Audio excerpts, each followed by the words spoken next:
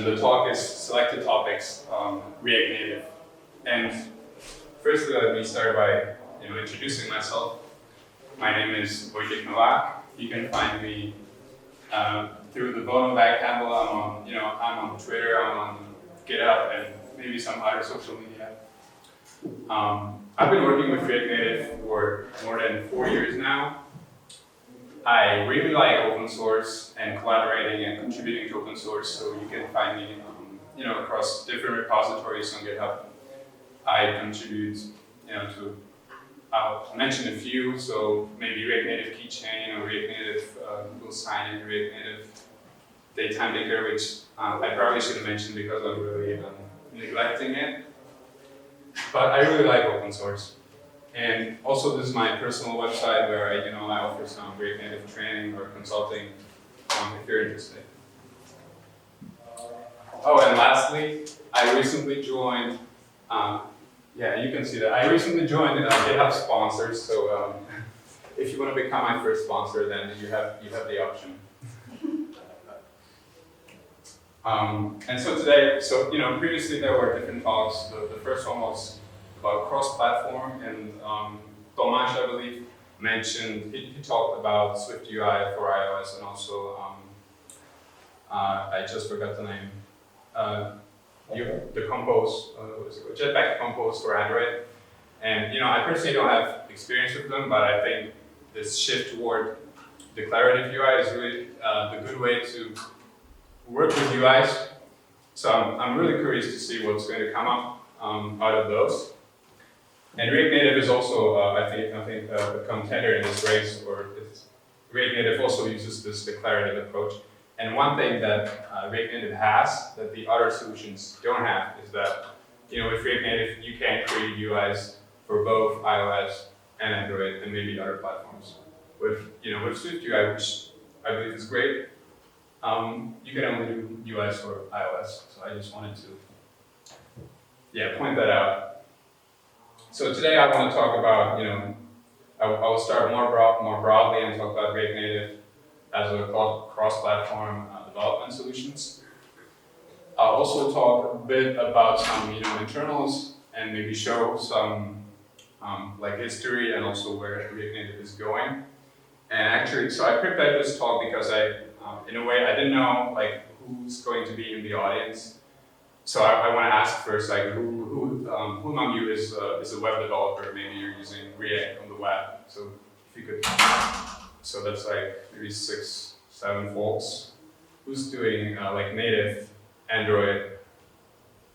Oh, that's just okay. 4 people. And native iOS.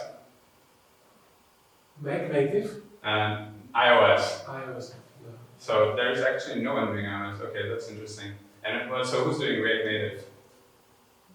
Okay, that's maybe 5. So I think some people did raise their hands, so I wonder, what do you do? Did you? I said I create the Android. Okay, sorry. No worries. All right, so let's get to it. So React Native, when you hear React Native, immediately think okay, React Native, so that's iOS and Android. And also when you go to the React Native website, this is one of the first pictures you'll see. And so people have this connection with mobile apps. But I wanna say that React Native, recently it's not only about doing mobile apps, but you can actually use React Native. There is React Native for macOS, which is pushed forward by Microsoft. So Microsoft is investing in React Native, and they're actually using it in some parts of the Office apps, I believe. So some portions of the app, I think when you're adding comments to some slides maybe, so the comment feature is done in React Native as far as I know. Also, there is React Native for Windows, also being pushed forward by Microsoft. And so this by Windows, I mean not only desktop computers and laptops, but you can also use React Native for Xbox, for example. And this might sound a little weird, but you can also use React Native for web. So if I simplify it a little bit, instead of using divs and ing tags, maybe you would use just view for React Native or image for React Native. And this is so React Native for web is actually used by Twitter. And so the production Twitter is implemented using React Native? I can give you some resources later. I believe that when you go like to mobile.twitter.com, I think it's written in React Native. Okay. Don't take my word for everything. I don't want for Twitter, but I believe so. And later on, I have some. I can definitely find some resources where you can learn more about this. And lastly, this is slightly different, but I want to mention Expo.io. I just wonder who knows Expo. Okay, a few maybe there. So Expo, I want to mention it because I want to recommend it if you want to start out with React Native. This is the best way to do so because Expo offers a bunch of libraries. It's almost like an ecosystem around React Native. And it's a really great way to start because you don't need Xcode, you don't need Android, and you don't need to bother yourself with all this native crap, so-called. So it's a good way to get into it using just JavaScript. You just write JavaScript. Okay, I have just a quick demo for the cross-platform stuff. This is actually an app that's running from just one source. It's a very simple app. I'll walk you through it. It's a greeting app, and essentially there's this. I'm not a very good designer, as you can tell, but essentially you can switch this switch and then enter some text in here, and then when you press this button, it's going to tell you, Ostrava, ooh. And so, hey, here's the features. So this is going to add 3 exclamation marks. And here, if I type in Ahoy, and then I press this button, it's going to tell me Ahoy, Ostrava, and 3 exclamation marks. And here, there's actually, so this is the Mac app. It's a Mac app. Same thing, but instead of the switch, there's a checkbox again. I can say Ahoy. Oh, I said Ahoy already, so this is what it's going to look like here, and it's going to look like this here.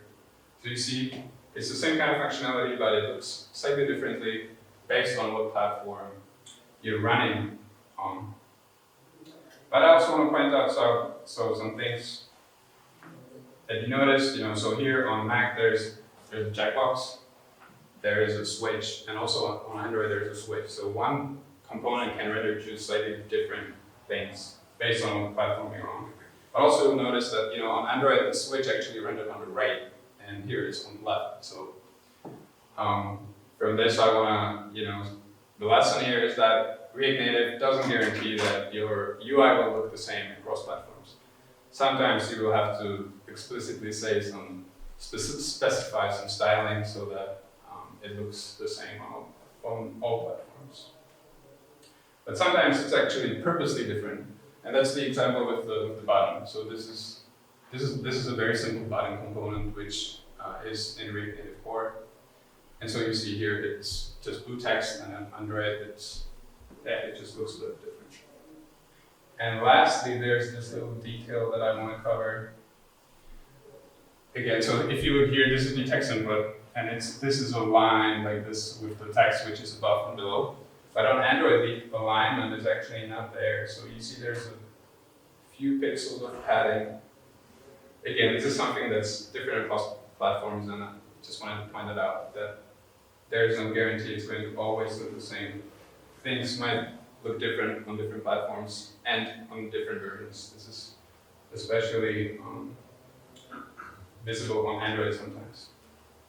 But with that being said,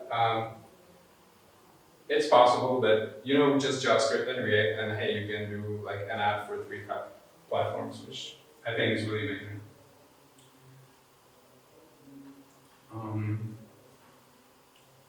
Yep. And so how does this even work? If you know React Native, then you'll know those stuff that I'm going to talk about. But like I said, I wanted to cover some simple or introductory stuff and also some event stuff. So this would be the beginning stuff. So here's your JavaScript. That's where your business logic is running and where React is running. And there's this native code running, and they need to talk to each other. And the way it's done now is through this bridge, and the way the native and the JavaScript realm communicate together is by just essentially passing messages. And it's like they're just sending JSON from one location to the other and some other JSON from the other location back. And I wanna show exactly how this looks. So I'll take you from JavaScript to native now. So this is the JavaScript part. It's a text input that I used in the demo app. So obviously there's a value which is the text that the user wrote in there. There's an unchanged text listener because we're interested in the changes to the text. There's styling, and there's placeholder, and also text color for the placeholder. So this is the JavaScript part. This is the bridge part. This is actually what JavaScript will send over to native. And there's like a spying functionality that you can put into, I believe the file is called messagequeue.js. You can find it in the repo. And set up a spying there. So it's going to call, UI manager.createView, and you're creating an instance of what is called RCT, single line text input view. RCT is short for React. And there are some parameters like styling, there's height, there's font size, and there's this placeholder that I have sent, enter reading, that's the placeholder. The interesting part here is on text input true. So you see, there was a callback, there was a function, I'm interested in changes to the text. But this is a JSON message, and I cannot just pass a function from JavaScript to native. You cannot serialize a function. So it's just going to send, on text input true, which the native will then interpret as, that JavaScript is interested in those events, and when they happen in native layer, the native layer will, fire those events to JavaScript. And lastly, this is the native part. I picked the Java file. This is from the view manager for text input, and I just picked the placeholder and placeholder text color because they're simple. So the placeholder is super straightforward. You just have a view and you set whatever comes. This value, the placeholder string, that's the value that comes from JavaScript. With the text folder, with the color, it's a little more interesting or more complicated because, as you see, the color or the parameter can be nullable. So if I pass the color, like I did, I passed some gray, it's going to jump to this else branch and it's just going to use the color and set it. But if I remove the color, so if I remove the prop, or if I set it to undefined, then the color will change from gray to null. It will actually come as null. And then here you have to find out what the default placeholder text color is. So there's some Java magic which will find out from the theme, and I don't know what, it will find out what the default color is, and then it will use it. So this was sort of the journey from JavaScript to native through the bridge. Oh, and one thing I wanted to say about the bridge, which is really important, is that as you're passing the messages back and forth, the bridge is asynchronous. So if you're familiar with web development, I'm sure you know the local storage API, which you just call, you just set a value and you get the value. And this is like the React Native equivalent. And I just wanted to show that here you have to use async await or promises because the communication is asynchronous. So in practice, when you go across the bridge, you will often use promises. Okay, so this was like the, to get us on the same page, the introduction stuff, and now some hard stuff. I just picked a few things that I notice are sometimes hard, and sometimes they are related to the bridge communication. And so the first thing I picked was animations. And I took this example, which is a bottom sheet. It's either down there, it's hidden, and then you can drag it up. And then when you release the finger, it either will snap up or it will snap down. It doesn't stay in the middle, it just goes up or down. And so what can happen when you're implementing this for if you're starting, you will do it all nicely, and then you drag the finger, and then when you release, maybe the way you do it is that the code has to do like a jump to JavaScript to find out, should I snap up or should I snap down? And then it has to go back to native. And this communication takes a fraction of a second. And so when you release the finger, you'll see that it will get stuck. And then it will get the information, and then it will continue one way or another. So that's one place where you can see the implications of having asynchronous bridge. Another thing is gesture handling. I took this example, which is like a welcome screen or onboarding screen. You have different steps, or it's a horizontal scroll view, and you can swipe through with your finger. That's one way to go through, or the other way to go through is that button, which will take you to the next page, and then the next page, and so on.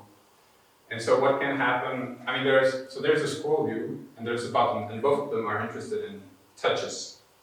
And what can happen is that the two will sort of like fight over the touch location. Should the button respond, or should the scroll view respond? And it can just create a problematic user experience. And the last thing that also is the consequence of having the async bridge is that sometimes when you scroll through content, you'll see that it's not there. That's because the bridge wasn't fast enough to send the data to native, and native didn't have anything to render. Okay, I talked about those animations and those gestures, but actually those are like sort of a solved problem, because there's a React Native gesture handler and React Native free animated, which both don't need the bridge. They avoid going through the bridge if they don't have to, and so you will avoid those moments of waiting for some information. And I wanted to, recommend this William Candlin and his Can It Be Done show, which is on YouTube. So he recreates experiences from apps like WhatsApp or, this is what I had in the lecture notes. So he takes some apps which have cool user experience, and he recreates it in React Native, and he shows, hey, yes, it can be done in React Native. So I really recommend this resource.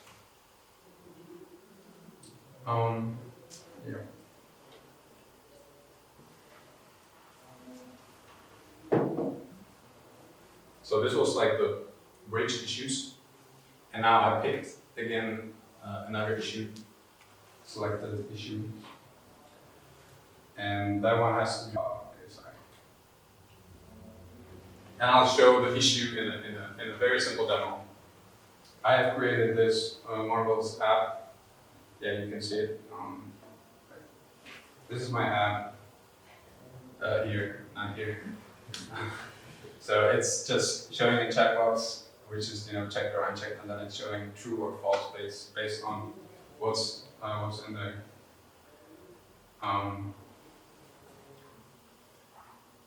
Yes, there's a checkbox. There is a state in that component, and there's an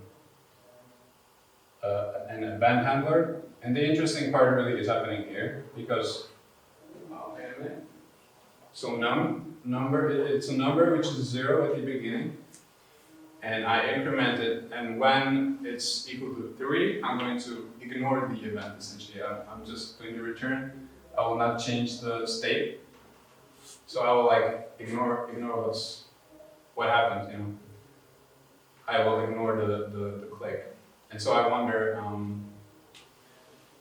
you know, let's see how I'm going to refresh this. So I click once and it's obviously unchecked. I click again, it's checked. And now I'm going to click again and this condition will be true. So what do you think is going to happen? Is it going to be, you know, false and true, false and checked, or is it? It's a controlled input, right? The control, and switching between control and uncontrolled input. So it will complain, but it will stay unchecked. Yeah, I'm not a web developer, but okay, let's see. Oh, I clicked on it. It's true and it's checked. So yeah, it has to do with control components. I mean, the event was ignored, but React made sure that everything is in sync.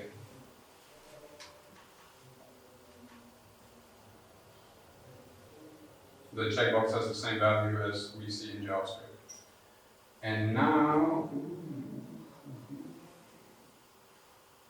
I want to show the same thing in React Native. It has to do with control components. That's the right keyword to Google. These work. Yeah, and this is the same thing. You know, I can show you. Where is the code? Yeah, that's the code. It's the same thing. You state if the number is 3, I'm going to ignore, and I'm just rendering a checkbox. So I'm going to press it. It's false. I'm going to press it. All right, back to the slides. And yeah, so this is a bug, obviously. And I wanted to talk about how you can solve it. And so one solution that actually is implemented in some components in the React Native core is this. So in onValue change, you remember the value which comes from native. So you keep that in mind. Then in onValue change also, you fire force update, which then fires component did update. And in component did update, you compare what you remember with what you have in props. And if the prop is different from what you remember, then you know that the states have gotten out of sync. And then you can just call imperatively to Java, hey, please, go back to the switch state. There is better solution. In the condition you just said, state the previous value, and it will do this for you. Yeah, I think I would have to, my mind is somewhere else, but yeah, I guess it would work. I'm just saying this is like one of the ways to solve it, and this is how it's implemented in the switch component in React Native core.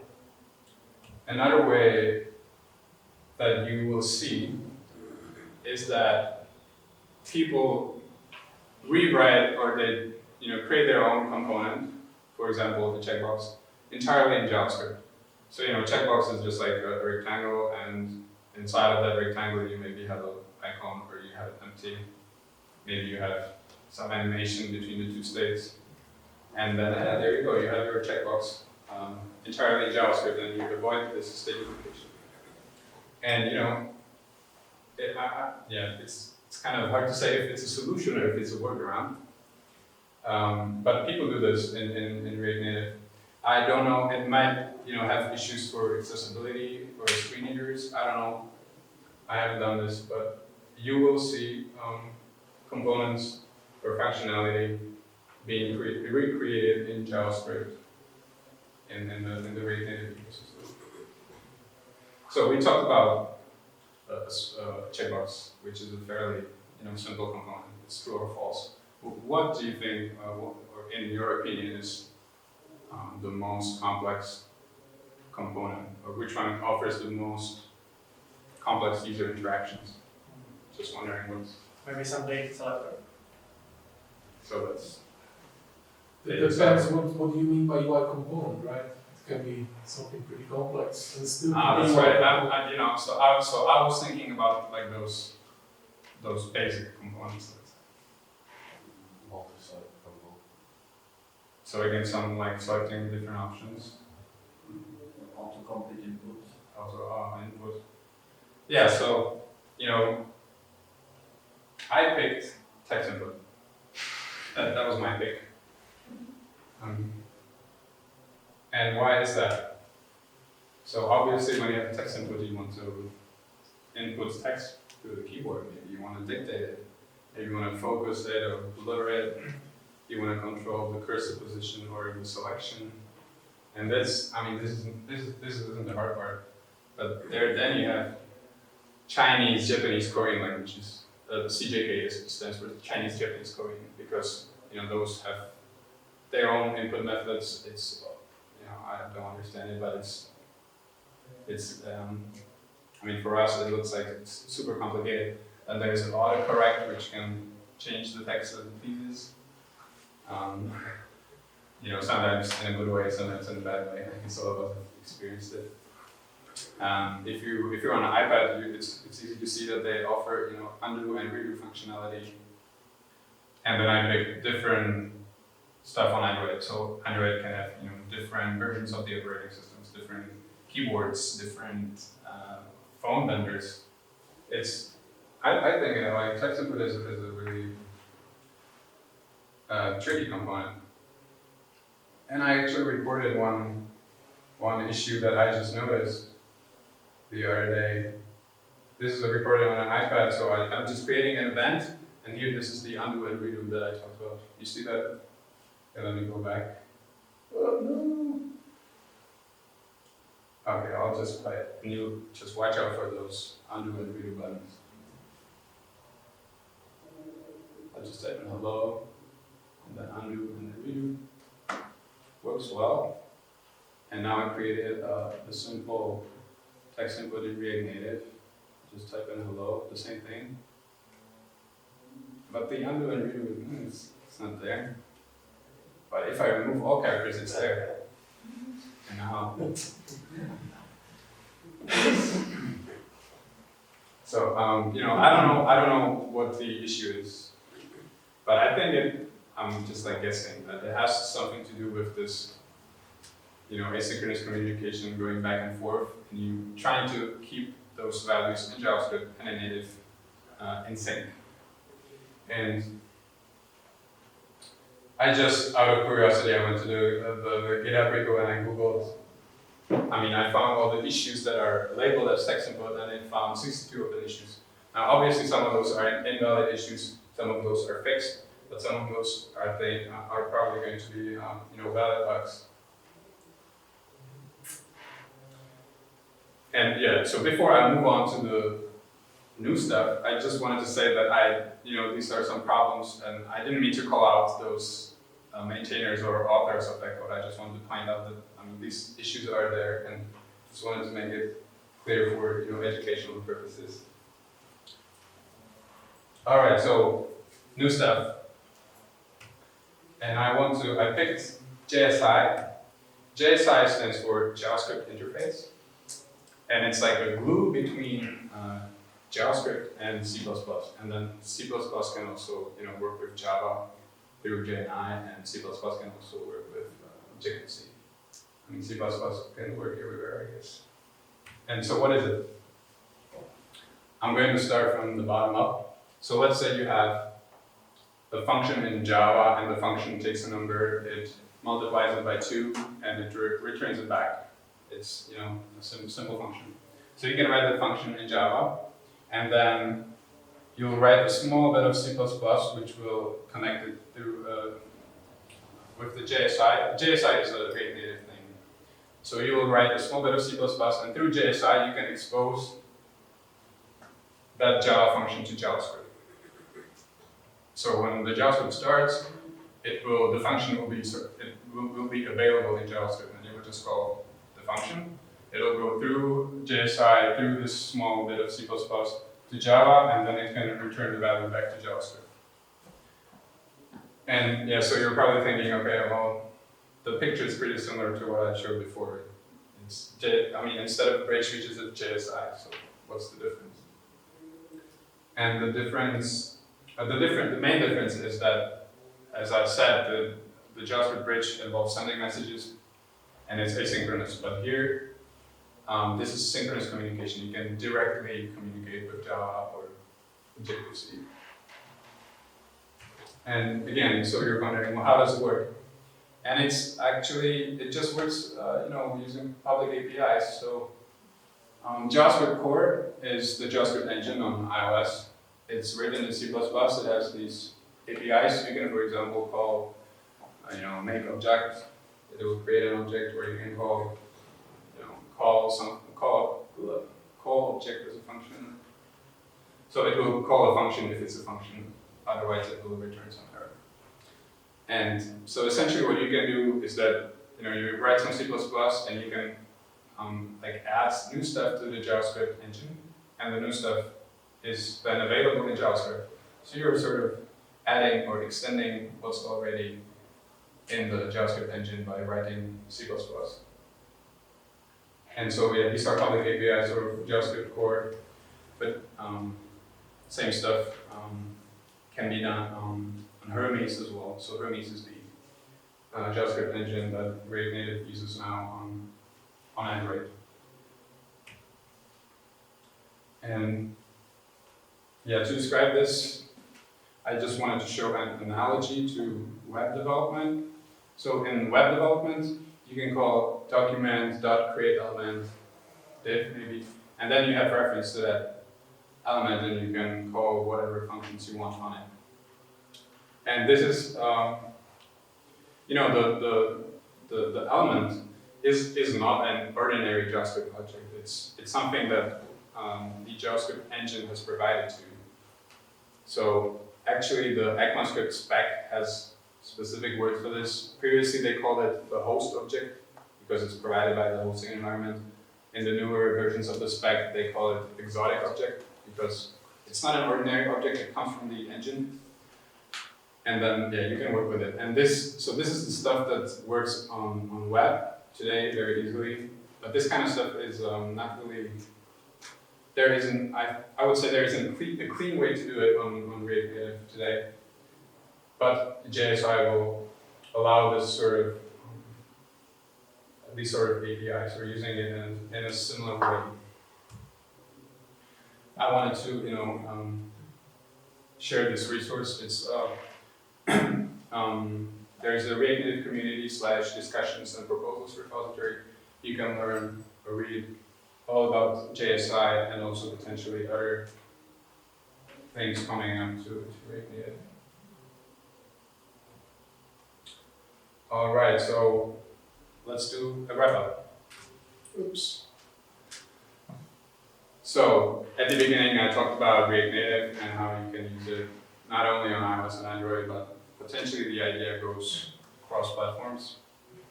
Then I talked a little bit about the bridge and how it's passing values from JavaScript through the bridge to native. I covered some selected issues like the state duplication with checkbox or text input. And in the end, so this actually, the bridge, I forgot to say, the plan is for the bridge to just not be there. It will go away, it will be replaced by JSI. So I sort of covered the history to future. Yeah. Synchronous JavaScript and native communication. And yeah, so I want to say it was a pleasure to be here. I hope you learned something new. I really hope you did, regardless of how much you know React Native. And yeah, I look forward to talking to you later or coming back again some other time. And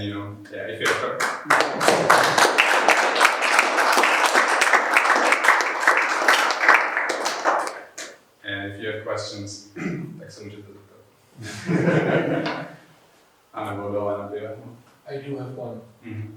So, do you have experience with the other approach with the React JavaScript and the WebKit solution that Electron provides, for instance, or Cordova. You These mean React agents- Native Web, or you said? Well, React Native just with the web, right? So in comparison with native, where we transpile like into try to do it native way. So Electron framework, for instance, offers the developer to run the WebKit, where the whole presentation when it runs, and then asynchronously bind it to Java or C#. Or the same way Cordova works, like on mobile devices. It just runs the web view on the WebKit, where JavaScript and HTML DOM classify is present and the application looks alright. So do you have any experience to compare, like the React Native and this one? So I have very limited experience with React Native Web. I just, played around with it. Actually, Expo, if you want to try it, Expo has also like experimental support for using React Native Web. So you can, I actually have a library that runs on iOS, Android, and also runs on web. I tried it, worked okay. But I think it really depends on like what level of maturity you're looking for. So the React Native macOS, I know you didn't ask for it, but React Native macOS, I tried it for a bit and it looked like, it works, but I don't know if I would like write a real solid production app with it. I would probably still pick Electron, as you mentioned, because it's like it's a proven I solution. believe the Spotify application, the desktop one, is actually using the Electron framework. There are so many apps using Yeah. Electron. I think I would probably recommend you to check out videos from Microsoft Build Conference, because they did some demos for React Native Windows. And I think they definitely talked about rewriting something from Electron to React Native Windows. I think so. Yeah, they talked about how the memory usage went down and stuff like this. Yeah, the WebKit, that's either. Yep. So Build Conference, check it out. Cool, thanks.